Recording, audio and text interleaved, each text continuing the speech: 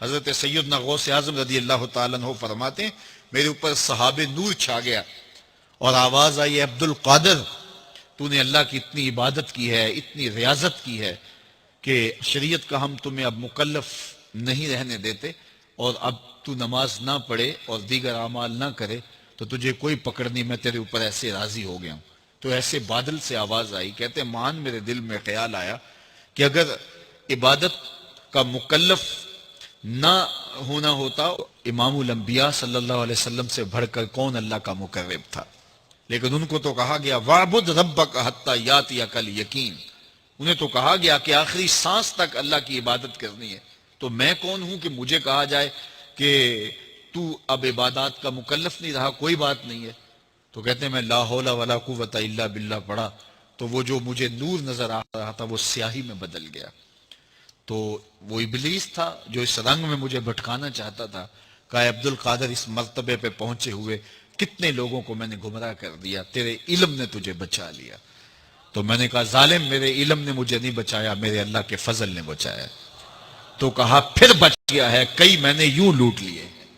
اس پہ میں اپنی کوئی بات نہیں کرتا، پیر نصیر الدین نصیر صاحب کی ایک کتاب ہے پیری مریدی کی شرعی حیثیت، جو پیروں کی عزت افزائی اس کے اندر انہوں نے کی ہے نا، انہوں نے ایک جملہ میں بتاتا ہوں، انہوں نے کہا آج کے دور میں جس نے اپنا ایمان خراب کرنا ہے نا وہ مرید ہو جائے، اور جس نے اپنا ایمان بچانا ہے تو پیروں سے اپنے آپ کو بچا کے رکھے، خود پیر ہو کے۔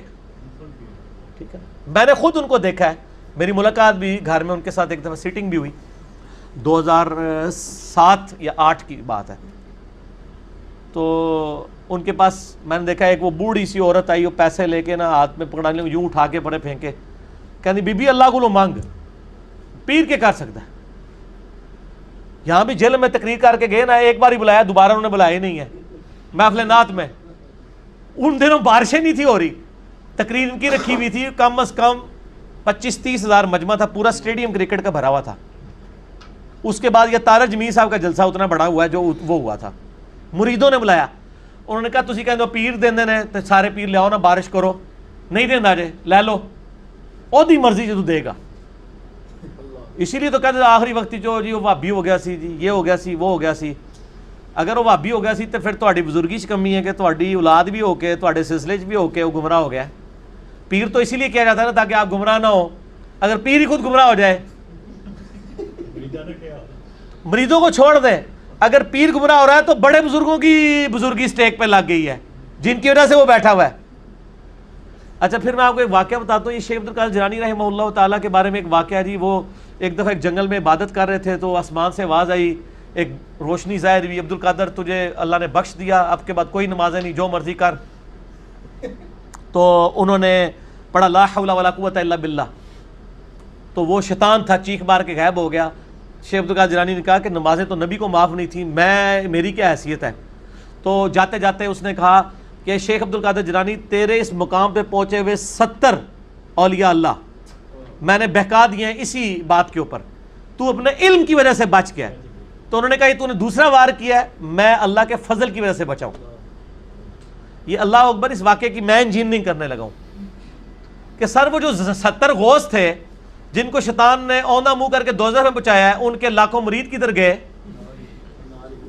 71 ہی ایک ہی بچا جے، 70 نو تو شیطان لے گیا جے۔ تے سانو کے پتا ہے تسی جڑے پیر ساڑے بنا رہے ہو انہوں نے کیا ہونا ہے؟ اگر غوثہ نہ لے ہویا ہے تو پھر ہم کہتے ہیں اس کو اپنا پیر مانے جس کی گارنٹی قرآن میں ہے، ما ضل صاحبکم وما غوا، تمہارے نبی نہ کبھی بہک کے ہے نہ کبھی بیرا چلے۔ اور یہ اعلیٰ حضرت نے خود لکھا ہے، اعلیٰ حضرت کی ایک کتاب ہے بیت و خلافت، بیت و خلافت کتاب ہے اعلیٰ حضرت کی، وہ میں نے اس میں حوالہ دیا ہے۔ اس میں انہوں نے لکھا ہے کہ یہ جو بایزید بستامی کا قول ہے نا، جس کا کوئی پیر نہیں، اس کا پیر شیطان ہے، یہ محض باطل ہے۔ تحقیق ہر سنی مسلمان کا پیر محمد رسول اللہ صلی اللہ علیہ وآلہ وسلم۔ ٹھیک ہو گیا؟ تو یہ اعلیٰ حضرت خود کہہ رہے ہیں کہ بایزید بستامی نے جو بات کی ہے یہ باطل ہے۔ جب ہم کرتے ہیں تو کہتے ہیں بزرگوں کی گستاخ ہے، تو ہم بزرگوں کی گستاخیاں بزرگوں کے اقوال کی روشنی میں ہی کر رہے ہوتے ہیں۔ میں اعلیٰ حضرت کے ساتھ ہوں کہ یہ باطل ہے اور یہ جھوٹ ہے۔ جو کلمہ پڑھ لے، پھر قرآن میں تو بیعت آئی ہے اللہ کی، سورہ توبہ میں آیا اللہ تعالیٰ نے مومنین کی جانیں اور مال جنت کے بدلے میں خرید لی ہیں، اس بیعت پر خوشیاں مناؤ۔ سر جب میری بیعت ہوئی ہوئی ہے اللہ سے اور اس کے رسول سے صلی اللہ علیہ وآلہ وسلم تو میں چھوٹے موٹے پیر کیوں پڑھا جنہوں نے منو روٹی دے کے تو پالنا پہ جائے. میں پھر وہ اکثر بات کرتا ہوں نا کہ لوگوں نے گاڑیوں کے پیچھے لگایا ہوتا ہے نگاہ مرشد، حالانکہ وہ نگاہ مرشد نہیں ہوتی، وہ ھذا من فضل ربی ہوتا ہے. اور جن پیروں کو یہ نذرانے دے رہے ہوتے ہیں ان کا بھی کام ہے کہ وہ اپنی گاڑی کے پیچھے لگوائیں کہ مریدین کے نذرانوں کی برکت سے، اور وہ سچ بھی ہوگا. یہ تو جھوٹ ہے نگاہ مرشد، یہ تو بیچارہ پورا دن ٹیکسی چلا رہا ہے، پیچھے لکھا ہوا ہے بری بری امام بری کر دے کھوٹی قسمت ہری، اور جا کے امام بری کے وہاں پہ مزار کے اوپر جا کے چندہ بھی دے رہا ہے. اس مزار کے اوپر جو سارے معاملات چل رہے ہیں وہ تیرے چندے سے چل رہے ہیں. یہ تو ہونا چاہیے اس مزار پہ لکھا ہو کہ ٹیکسیوں والے اور غربا کی نگاہ کرم سے. یہ سچائی ہوگی. یا پھر خدا کے لیے آپ لکھو ھذا من فضل ربی. حضرت سلیمان علیہ السلام کے دربار میں جب وہ پلک جھپکنے سے پہلے وہ لے آیا ان کا امتی یا فرشتہ یا جو بھی تھا، جس کو آصف بن برخیہ کہتے ہیں یہودی، مسلمانوں میں ان کے ہاں نام ہے، قرآن میں نام نہیں آیا، تو انہوں نے اس کی تعریف تو نہیں کی، انہوں نے کہا ھذا من فضل ربی، یہ میرے رب کا فضل ہے. حضرت زکریا علیہ السلام مرشد تھے سیدہ مریم کے. سورہ ال عمران میں آتا ہے بے موسمی پھل وہاں پڑے ہوئے ہیں. حضرت زکریا کہتے ہیں تیرے پاس مریم یہ فروٹ کہاں سے آتا ہے؟ وہ مریم اگر آج کی ہوتی نا تو کہتے حضور نگاہ مرشد ہے، تہاڈی دعاواں دی برکت ہے. انہوں نے کہا یہ میرے رب کے پاس سے آتا ہے. اگے حضرت زکریا نے بھی کہا کہ میں تینوں سکھایا سی، تو میری مریدنی، تیری جرت میرے بغیر ڈائریکٹ اللہ تک پہنچ رہی ہے. نہیں، جب انہیں بات سنی چپ کر کے محراب میں چلے گئے اور یہ سوچا کہ جو اللہ مریم کو بے موسمی پھل دے سکتا ہے مجھے اس بڑھاپے میں اولاد بھی دے سکتا ہے، میں بھی بے موسمی ہوں. اور کہا یا اللہ مجھے اولاد دے دے جو اولاد یعقوب کا وارث بنے.